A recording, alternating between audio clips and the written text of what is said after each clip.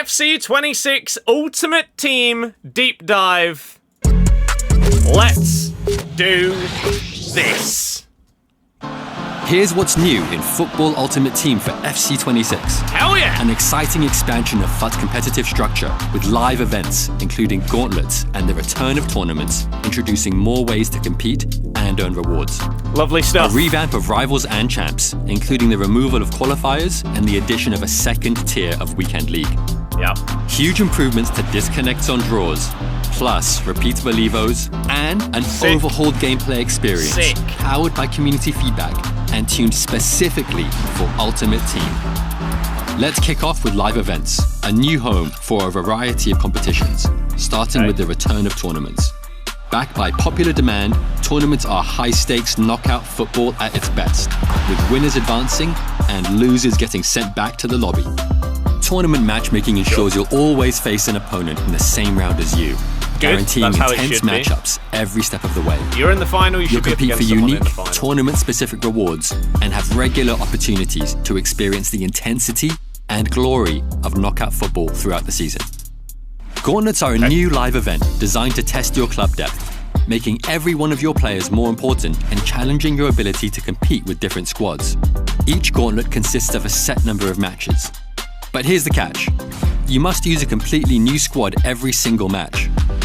Unlike tournaments, you won't get knocked out when you lose, but the more wins you get, the better your rewards will be. Live events are also replacing and reinventing friendlies. Cool. Live events, including gauntlets and tournaments, can have squad requirements, house rules, and newly added entry requirements, allowing you to qualify for events by completing objectives, such as winning a qualifier tournament. Or being in We've also made big changes to Rivals and Champs based on your feedback. Bounties are the first huge addition to Rivals. One-game objectives that pop up every few matches and give you a chance at immediate rewards. Complete the challenge and you'll earn weekly reward points, accelerated progress, season pass points, or even packs. Bounties won't always be about the win, with challenges like score the first goal giving you a chance to earn rewards regardless of the match result. Cool. Checkpoints have also been improved to help players who felt stuck in difficult divisions, with the addition of limited checkpoints, which allow relegation after a set number of losses. We heard your feedback, and Champions playoffs are no more. In FC26, you'll qualify for Champions directly by reaching a high enough division and earning Champions qualification points. Good. And for those lower division players, we're introducing Challenges, a second tier of champions that allows people of different skill levels to experience the thrill of Weekend League. But don't worry, Champions will still be the pinnacle, with stiffer competition and better rewards. We're building on our improvements in FC25 regarding disconnects. We know your stance and we agree. Players shouldn't be able to take wins away from you by quitting early. We also know when these quits typically happen and when they're the most frustrating. Late in a game, after a red card, or before a penalty.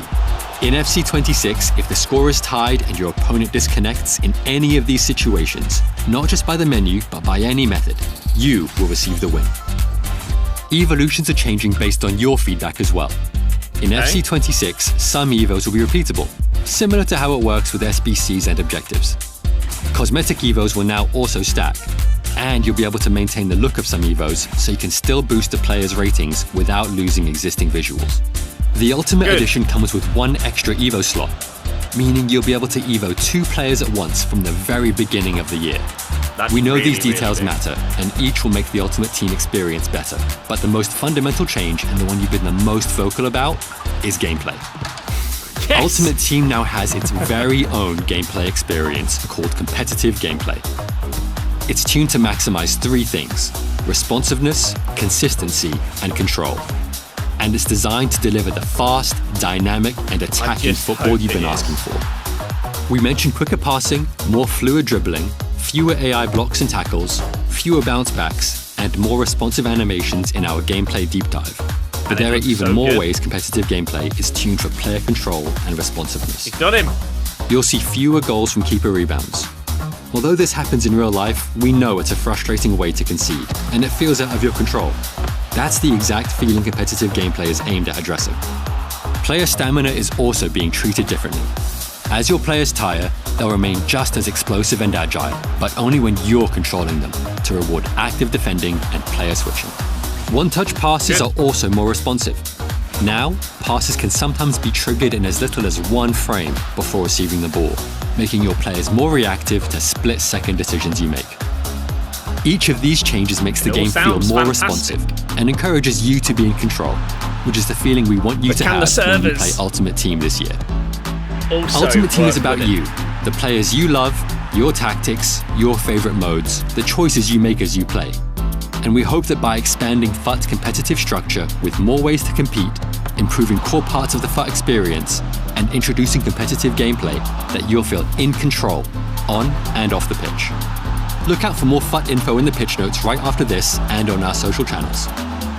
Pre-order the FC26 Ultimate Edition now to get an icon today in FC25. Plus, a debut icon in FC26 at launch, up to 6,000 FC points, an extra EVOS slot, and more. Interesting. Plus, a debut icon. A debut icon? R9's not a debut icon. So why is he being advertised there? That's interesting. But speaking of, I thought they'd show all the new icons and stuff in this. So that's a bit surprising. Now, the video is great, but what matters more is the pitch notes, which we have to hope have gone live for Ultimate Team. Here we go. FUT deep dive. So, let's go through this, and everything that they've just showed, let's go into the detail of all of it. So, we've got a lot to get through. We're going to go through this as quickly as we can, whilst also giving enough attention to each point as we go through to truly give my thoughts and feedback on everything. So, competitive gameplay we've talked about numerous times already. If everything they have focused on in terms of the game feeling more consistent, more responsive, less or no delay, it could be the best gameplay we've had in a very, very long time. Live events, they said in the video, this is replacing friendlies. So instead of live FUT friendlies, you're now going to have this instead, I think they said. Rivals and champs have changed. The big changes when someone quits or DCs during a draw. And Evo updates as well. So, let's get into it. Live events. This says it's building on friendlies. Okay, they're designed to bring more variety in what you play, and the squads you use throughout each season. This is where you'll experience different theme competitions which challenge your ability to build and play with different squads. You'll access them through the new Event Hub. Built with a streamlined interface, makes it easy to check event availability, requirements, rewards, and your progress at a glance. So, my one worry, as it stands, is if all of these events are linked to rewards, rather than them just adding in cool, new, fun things. And by that, what I mean is, I hope that when they bring out all of these different live events, which are similar to like the live friendly cups that we've had throughout the years and everything like that, please don't make it so everything is about winning. Make it so that I can play 20 games in this La Liga themed live event and I get a La Liga player for it. I don't have to win. Please. So, to enter some live events, your squad may need to meet custom criteria, just like in friendlies that we've had over the years. Requirements are intended to create a competitive layer of progression and can enable you to qualify for special locked live events, which can be locked behind completing a specific objective or objective group, interesting, getting to a certain division, club or squad requirements, player quality, chemistry, or position rules. Sure. Custom rules and match settings. Live events can also include house rules, like the friendlies, match limits, oh no, they're bringing it back, solo only, co-op only, or open matchmaking. Okay. Rewards and your progression towards them are well known to friendlies fans. Yes, but often require you to jump across multiple menus to track the progress. Events are streamlining this for you, giving you direct access to claim what you've earned without digging through the objectives. Thank you. Quality of life things like this are so underappreciated by people. But the amount of times that you will have gone through your friendlies or your rivals or something like that and hopped back into the objectives to see, oh yeah, what did I actually need to do there? And then you go back to your game mode and then you play again. Having it in the same menu, well done. In 26, you'll be able to spend more time on the pitch and less time navigating menus. Each event will highlight its own set of objectives that you are able to complete in that event. Amazing. So anything you can complete in that will be viewable there. Beautiful. Matchmaking can be configured for each live event to use either per event win form or global win form. Your match record in that specific live event only, or your match record across other global win form events. I'm guessing this is like EA set this rather than us. Otherwise, you'd just go on your global win form and you'd purposefully tank and sandbag in other events. So I'm assuming this is done by EA. There's a new play menu. So this is now what things look like on the play screen in comparison to this in 25. So as it stands, it comes up with what you've most recently played, and then you've got your different tabs like that. On 26, this is what things are looking like. So you start off with a For You tab. The foot play menu has been reworked from the ground up to make it easier to navigate, discover and jump into your preferred modes, allowing you to not only see new and upcoming events at a glance, but also their rewards. Nice. The For You tab is your personalized hub within the new play menu. Contains 3 categories. New stuff, so that single nation tournament there. Continue playing shows your last played modes, so Gauntlet, I guess right there. And then upcoming, future events in chronological order, allowing you to preview entry and squad requirements to prepare your squads in advance. So for like live friendlies and champs and stuff like that, you can see if there's any squad requirements. Okay, nice, cool. Online, so have we lost anything?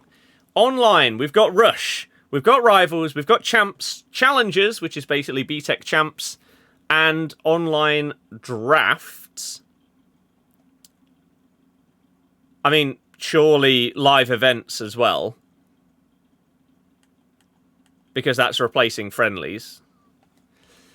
Squad battles against the CPU, moments, single player draft, and then versus a friend, couch play, play a friend. Cool. We've streamlined friendlies by removing online play and all house rules match types, focusing this space solely on classic matches. Okay. I mean, that kind of sucks, though, if you enjoyed playing against your mates in, like, Mystery Ball. I'm not a massive fan of that. I know that their reasoning behind it will be that such a tiny percentage of people play those, but is it not nice to have? I don't know. Other tabs, FC Pro, irrelevant to most people here. PlayStation tournaments and up to 6 live events tabs populated dynamically throughout the season. Cool. Tournaments, then. They bring back classic knockout format with new structures and a flexible schedule. Designed to appear at key moments rather than run every week and or stay evergreen like Rivals or Champs. Interesting. So not necessarily a tournament every week. Okay. Full details on timing and rewards will be shared in the launch update pitch notes, which you will assume will be coming out with the game. Tournaments may include specific entry requirements or entry limits with refreshes, just like playoffs, DKT back in the day, stuff like that. Each tournament brings its own rewards with different squad rules and setups across the season to keep things fresh.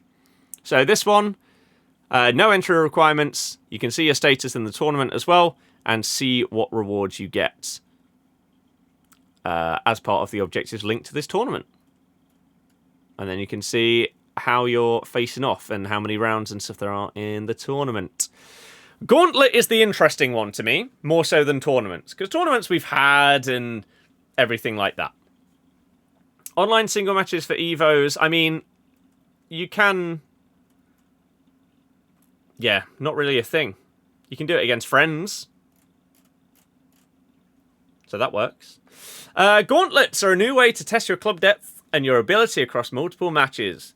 Each gauntlet consists of up to 5 matches, but you need to use a completely different squad for every match, including the entire subs bench.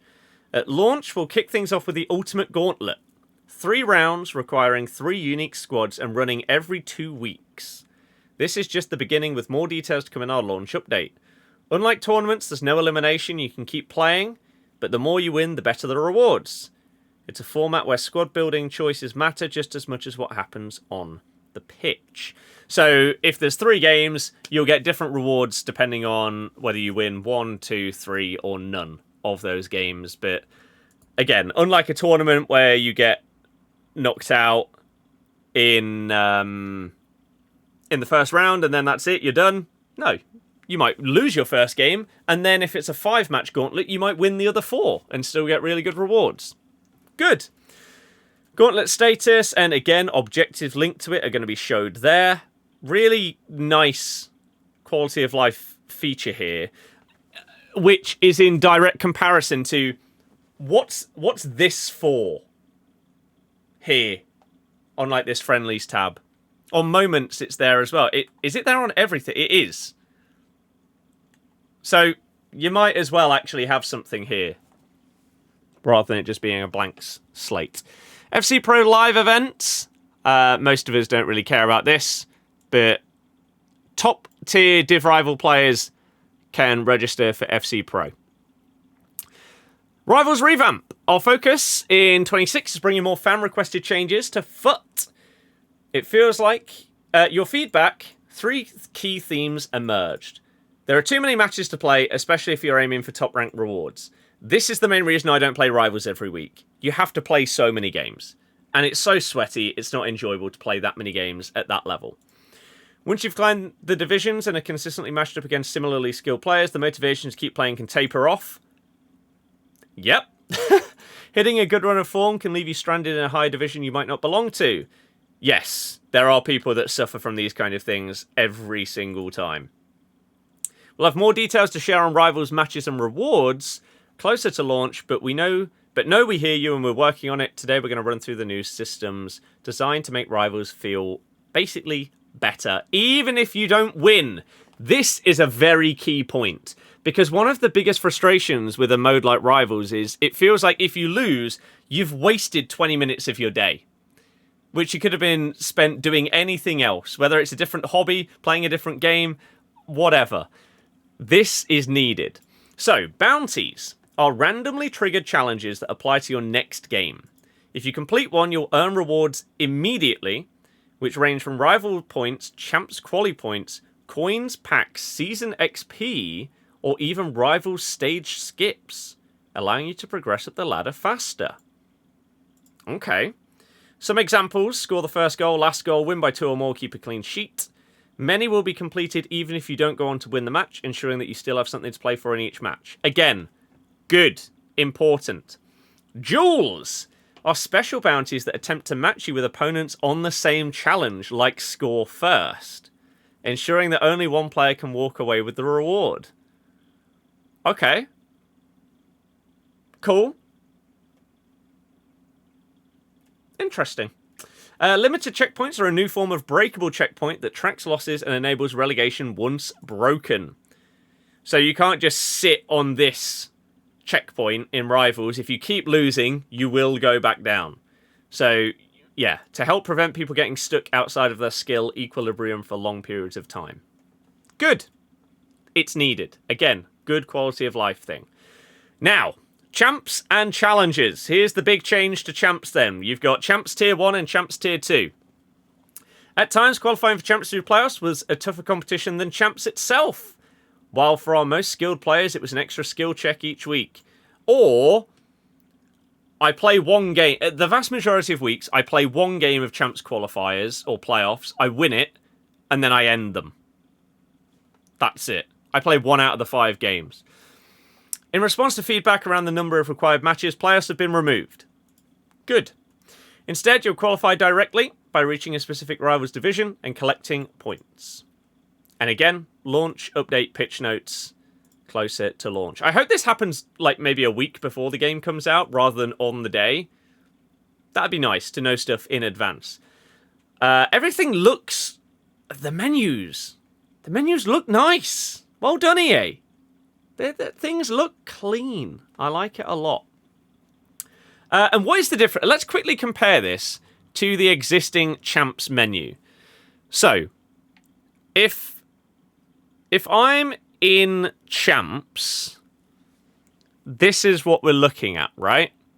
So, we have our performance, our record on the screen here.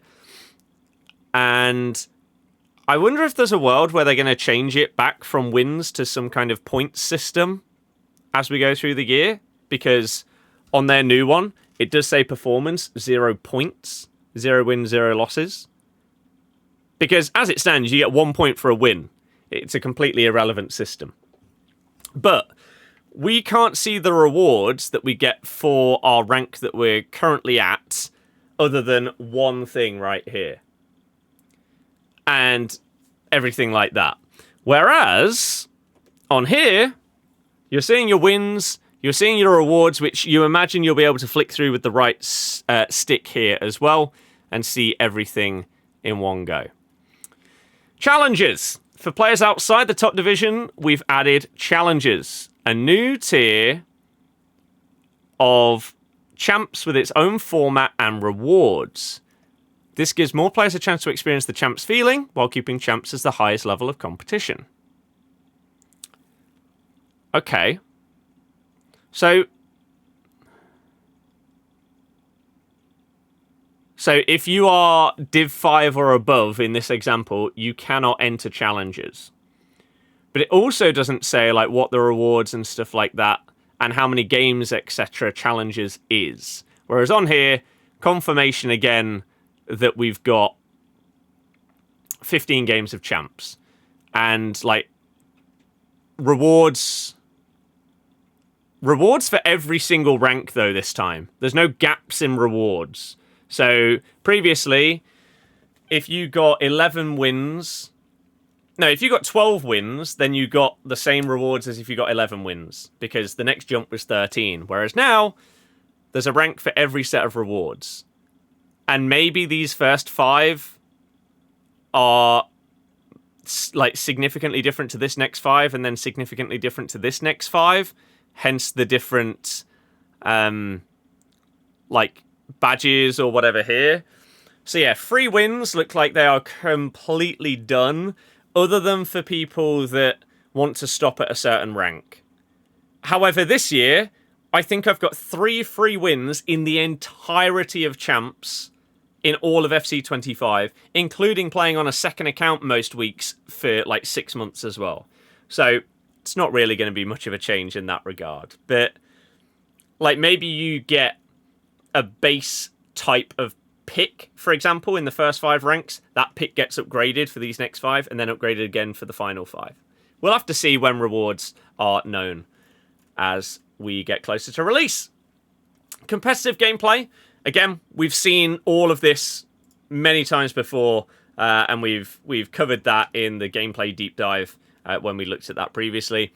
This is the big one, really. I think that will affect people on a day-to-day basis. Updated match outcomes in FUT. In FC26, we're taking another step forward, adding disconnects, including dashboard quits, to the previously enabled quits. What this means is that when certain conditions are met, when playing live events, rivals, and champs, you would receive a win when your opponent either quits or DCs from the match when the scoreline is a draw. I'm intrigued why they haven't put this in something like draft. Is it maybe because they think that at first people will potentially find a way to abuse it and therefore just win the draft over and over and over and over again, and therefore it breaks everything? But then if they could do that, they'd do it in champs as well. Who knows? We're still finalising what those conditions will be. But similar to how this worked in 25, there will be a limit on the number of times a player is able to receive a win from this each day. Okay, that makes sense, so that you don't have some form of bots farming, like, disconnect wins through, I don't know, some kind of server abuse or something like that, some kind of glitch or bug in the game. Okay. Good. So then why wouldn't you have it in the draft? I don't know. As well as a set of conditions within the match itself that would need to be met. We will communicate the specifics closer to launch in the launch. I want the launch update pitch notes. There's so much in there. Come on. As we discussed last year, this is a complex space. When we change how players get wins, draws, or losses, exploits may occur. I said this for years. I think that the main reason they do not have a system in place where you get the win if someone quits in a draw is because they don't trust their own systems to not be exploitable. So I appreciate the honesty here. So we must be careful about how we make these changes. What is listed here may also change based on whether our analysis and or observations indicate that these changes are negatively impacting the player experience. Okay, more to come on this closer to launch. Rush match outcomes and matchmaking delays. We know the best rush matches are built on the experiences you have with your teammates, so when they're quitting or DCing, it can be frustrating. Yes, we're introducing matchmaking delays for players who consistently leave matches early. In rush specifically. We're still finalising specifics around this as well. We'll be closely monitoring feedback as it's a new space and we may need to make adjustments as we see how it impacts. Okay, I don't hate that. There are some times in Rush where you do just have to leave. If your team are utter morons and you're just going to have a miserable time and there's no way that you are winning this game, sometimes you have to leave. And if that happens a few times in a row, and we'll have to see how this is balanced, really, right? Because the amount of times that everyone that's watching this will have gone into a Rush game and either have dreadful teammates or ridiculously selfish teammates that ruin the experience and make you want to leave. We'll see. Some games that I have played in the past that have had systems like this, it's actually quite fair. So unless you're quitting at the start of every single game, basically instantly, you won't really be punished massively. Like, the later in the game that you leave, the less punishment it will give you. I think Halo had one of these in the past where basically the more matches you leave in a row, the more time it will take for you to then match make into your next game. So if you leave 5 in a row, let's just take that as an example, you might get a 10-minute matchmaking delay. So you can't search for another game until those 10 minutes are over. If you then go into your next game and leave again, you'll get another delay, but that might be for 15 minutes, and it will just keep going up and up and up. So, yeah, it really depends on how they balance it. Now, EVOs. Goalkeeper EVOs are coming to FC 26. Big win for anyone like myself that has a past and present team that does not support a massive football team. Like, if you're, I don't know, a Big Six fan of a Premier League team, your goalkeeper, even their base card, is going to be good enough that you can use it for ages, and then they'll probably get promos. For anyone that supports a team outside of the top, 5 leagues, you ain't getting special cards for your goalie. So this has been needed massively, and I'm really happy about that. We're also making additional changes that give you more freedom and clearer progression as you build your ultimate team. Interesting.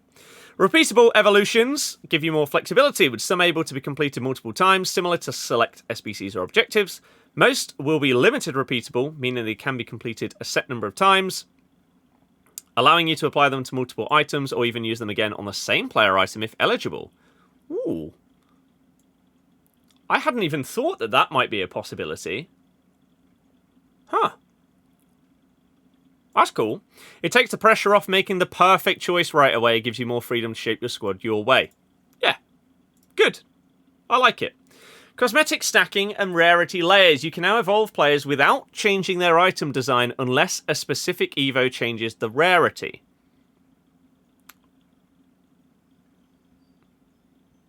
Okay. Like, I guess, unless it turns them into a footies, for example. And, like, changes their chemistry and stuff like that. Evolution status is marked with new badging that can also be used in squad requirements, making it easier to track and build around evolved players in live events and rush. Cosmetic upgrades now stack and only overwrite each other when they affect the same type, so your unique looks stay intact across evolutions. So, I'm assuming, let's think of an example. If you change the card design, that will stay. If you add a badge onto the top right of the card, like the ones that you've been able to have in 25, that will stay there even if you change the card design. But if you want to add another badge, it will overwrite, which I think is fair. Even when an item's rarity changes, animation and badge effects that aren't tied to rarity will carry over. Literally exactly what I just assumed. So that's good. Maybe I should have just read the next sentence. Plus, evolution consumables now preview the cosmetics and rarity they unlock, helping you choose the right path for your squad.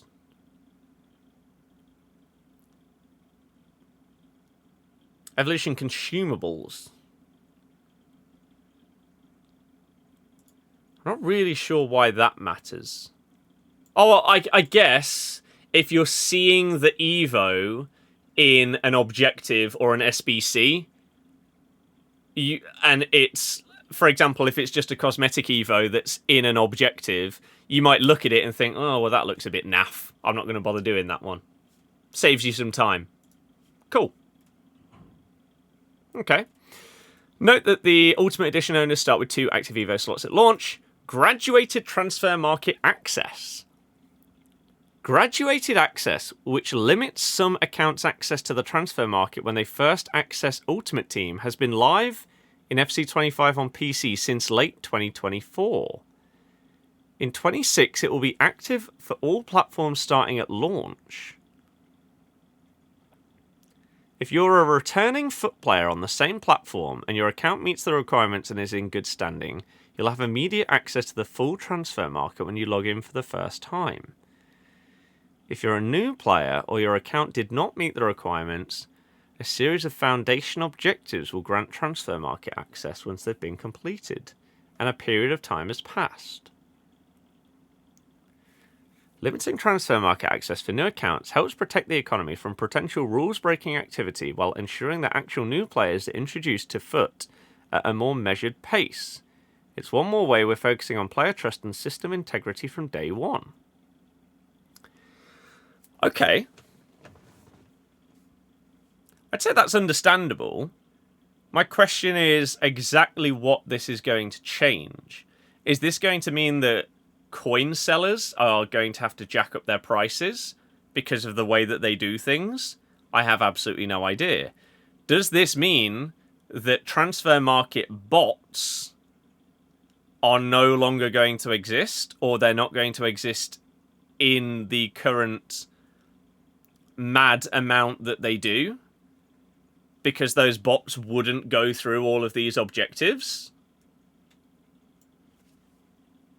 Maybe. So maybe sniping a player won't be as impossible as it used to be, because bots won't be as widespread as they once were. But again, that might also mean that any of you that do enjoy using code Birdie at checkout might have to spend a bit more. We'll see. Okay. And lastly, objectives. Previously, you'd have to navigate to objectives in order to find available objectives. In the new play menu, relevant objectives will be viewable while highlighting each game mode. For live events, you also see the entry requirements, so you know exactly what's needed to join, which is good. And we'll be sharing even more Ultimate Team details in upcoming launch update pitch notes and on our social channels, so be sure to keep an eye out for that. In general, good, positive. I'm trying to think if there are any big Ultimate Team things that I really, really wanted to see in 26 that we haven't heard about. I mean, for me, the main thing is always gameplay, the servers, responsiveness, button delay. If that's fine, I think the current game would actually be in a great spot, to be honest. Adding in the some like new live events and stuff like that, making EVOs better, having this be better, people leaving when it's draw, having challenges for people that can't quite experience champs. The one question around this is how they're going to balance the rewards to make sure people don't purposefully stay in a lower division.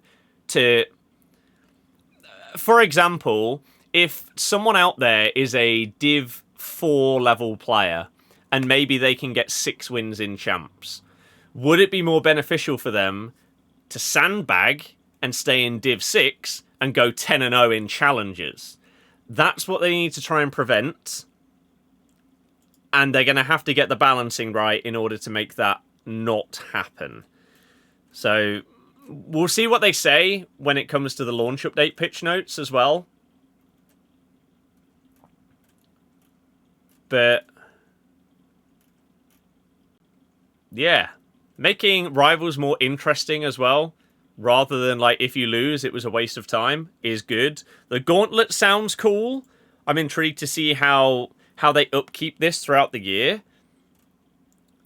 Interesting that despite in that interview with the Foot Economist, he said that draft rewards are going to update throughout the year. That's not mentioned in here. However, I guess that also happens in squad battles, and they haven't mentioned anything to do with squad battles in here either. Moments is staying exactly as it is. Although, one thing that is very niche when it comes to like recording videos with other people, doing collab videos, is at the start of the year, a lot of the time, if you're doing a video with somebody, you'll play max chemistry. That no longer exists when you're playing a friend. And so, yeah, interesting. But overall, good. I'm not entirely sure. Again, thinking of stuff in these menus, is there stuff that I would like to see that we haven't? Maybe the ability to like hide SBCs or objectives. So that, like, if you're going through... I know you can favour it, but if you know you're absolutely not going to do this will trap, can I, like, hide that so that I don't have to see it? And then the ability to have, like, another tab going through the hidden ones or something? I don't know. I know it's not a massive necessity, but could be good. SBCs are pretty fine. Objectives are... an archive tab, something like that, yeah. Objectives are pretty fine as they are, now that we can like claim all in group. That was such a massive change that they made previously. I would, to be fair, actually, I was going to say, I do wish that milestones would still be more relevant, to the point where, as the year goes on, for the people that love Rivals, they'd get more milestone rewards as the year goes on for getting to 400, 500, up to 1,000, 2,000, 3,000 wins for the people that love that game mode. Later in the year, we did get these, to be fair, which sort of mimicked that. But it did take a very, very long time for this to come out. People that play Rivals every single week would have got this done in the first like month or two, potentially. So that's something that could still have a little bit of love given to it. EVOs, we've seen the changes that are being made, the positive changes that are coming to EVOs that I think are good. I would really, really love them for any paid EVO to have a free version. It takes you significantly longer. And we had that recently. I can't remember what it was. It might have been this. Like the Crossroads, where if you did the free one, you had to play 20 games, whereas this paid one, you play 2. Something like that. I'd like those. But aside from that, maybe you could be, again, really, really niche.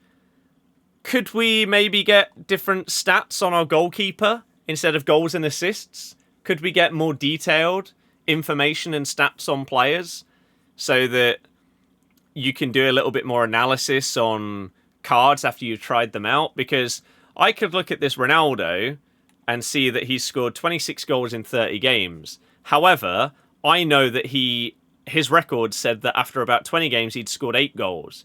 Because the goals that he scored in the friendlies don't go on his record.